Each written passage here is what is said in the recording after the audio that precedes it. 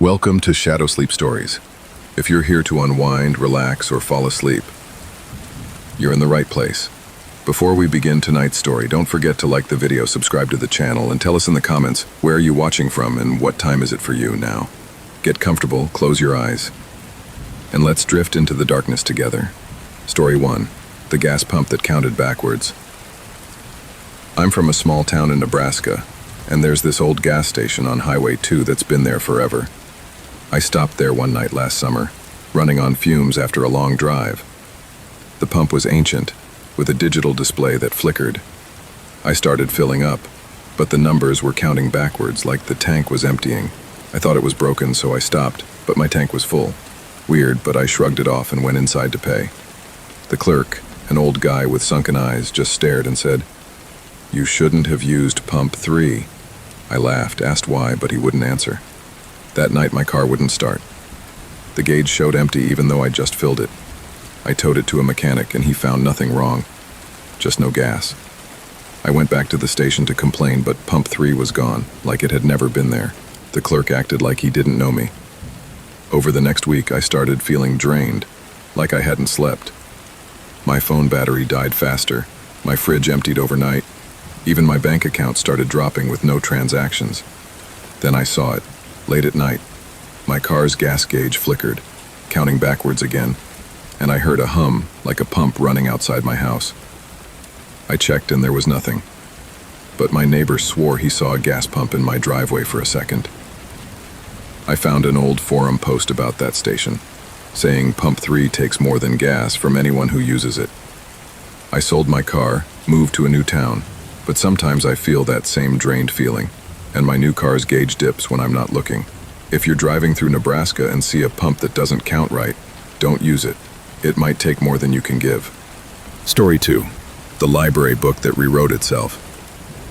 I'm a grad student in Madison, Wisconsin, and I spend a lot of time in the university library. Last semester, I checked out an old book on local history, no title on the cover, just a faded leather binding. The first few pages were normal, stuff about settlers, but as I read, the text started changing. Sentences would shift when I looked away, describing things about me. My childhood dog, the time I broke my arm, even what I'd eaten that day. I thought I was losing it, so I showed it to a friend, but to her it was just a history book. I kept reading, and the pages started predicting things. Small at first, like you'll spill your coffee tomorrow. And I did. Then it got darker. You'll see her tonight. That night I woke up to a shadow in my dorm room, a woman in old clothes staring from the corner. She was gone when I turned on the light. I returned the book, but it was back on my desk the next day, open to a new page. You can't give me back. I tried burning it, but it wouldn't catch fire. The library staff said they had no record of it. The predictions got worse, saying things like she's waiting in the stacks. I stopped going to the library, but I'd find pages slipped under my door, describing my every move. I moved to a new apartment, but last week I found a blank journal on my shelf, and it started filling itself with my name, over and over. I don't sleep much anymore, and when I do, I dream of her, standing in the library, holding that book. If you find a book in Wisconsin that knows too much about you, don't check it out. It's already checked you out. Story 3. The streetlight that followed me. I live in a suburb of Raleigh, North Carolina, and I used to walk home from my bartending job late at night. There's this one streetlight on Elm Street that always flickered when I passed, like it was trying to say something. One night, it didn't just flicker, it turned off, and the next streetlight ahead lit up, brighter than normal. I thought it was a coincidence, but it kept happening. The light behind me would go out and the one ahead would glow, like it was guiding me. I took a different route the next night, but the same thing happened. Street lights shutting off and on, following my path. I started noticing other weird stuff. My shadow looked wrong, too long, with extra arms sometimes. One night I stopped under a light and it hummed, loud, like a voice trying to form words. I ran home, and the lights kept pace, flickering all the way to my door. I told a coworker, and he said there's an old story about a guy who died under that Elm Street light in the 90s, hit by a car. People say he's stuck there trying to lead others somewhere. I started driving to work, but last month, My car's headlights started flickering at night, and I swear I saw a figure in the beam, standing just off the road. I moved to a new neighborhood, but the other night the street light outside my apartment buzzed, then went out, and the one across the street lit up. Story 4. The vending machine that dispensed memories.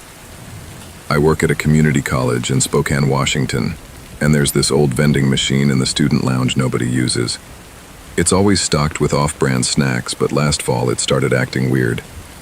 I put in $1 for chips, and it dropped a small folded piece of paper instead.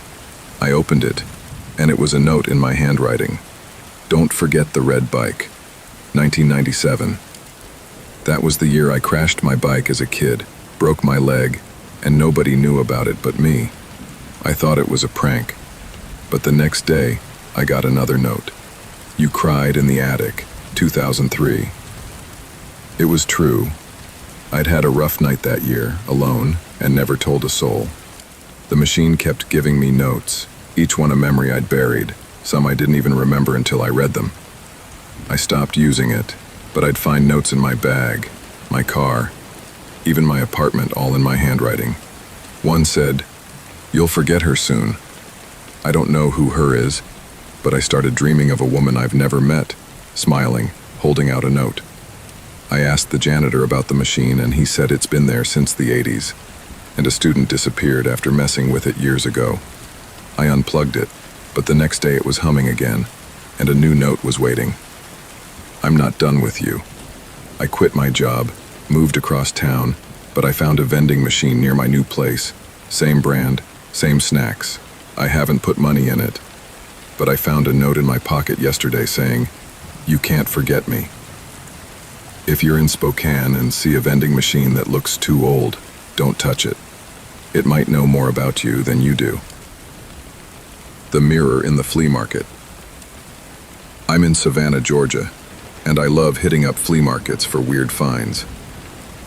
Last spring, I bought a small oval mirror at a stall downtown, framed in dark wood with strange carvings. The vendor, an old woman, said it was a family heirloom and practically gave it away. I hung it in my bathroom, but the first night I noticed it didn't reflect right. My movements were off, like the reflection was a half-second behind. I thought it was just the glass, but then I started seeing things in it. Faint shapes in the background, like a room that wasn't mine. One night I woke up to whispering, and the mirror was glowing, showing a figure standing behind me, but I was alone. I covered it with a sheet, but the next day it was uncovered, and my reflection looked different, like it was smirking. I took it down, but it was back on the wall the next morning. I called the vendor, but her stall was gone, and nobody at the market remembered her. I smashed the mirror, but the pieces kept showing up in my house, on my bed, in my shoes, each one reflecting that other room. I moved out, left the pieces behind, but my new place has a mirror in the bathroom, and sometimes when I look, I see that same figure, closer now. I asked a local historian about it, and she said Savannah's got stories of mirrors that trap people, tied to old houses from the 1800s. I don't use mirrors anymore, but I feel eyes on me when I pass one. If you're at a Georgia flea market and see a mirror that feels wrong, don't buy it. It might show you someone else's life. The radio in my garage. I'm in Reno, Nevada, fixing up old cars in my garage. Found a dusty AM radio in a junker, no brand, just a dial. Plugged it in, got static, then a voice. "Tina, you're late." I'm Tina. Nobody knew I was behind on a car job. I turned it off, but it crackled back on, saying, "Check the trunk." The car I was working on had a locked trunk, no key. I pried it open. Inside was a photo of me, asleep in bed, taken from above. I live alone. I smashed the radio, but that night it was back, humming in the garage. The voice listed my fears: heights, drowning, being watched. I sold the car, but the buyer called, said the radio was playing my name. I burned it, but ashes formed my initials. A mechanic friend said Reno's got stories of a junkyard DJ who died in a fire, trapping his voice. Now my new radio picks up his signal, whispering, "Tina, I'm still here." I don't work late anymore, but I hear static in my house, and my mirrors show a shadow behind me. If you're in Nevada and find a radio that knows you, ditch it. It's not just tuning in.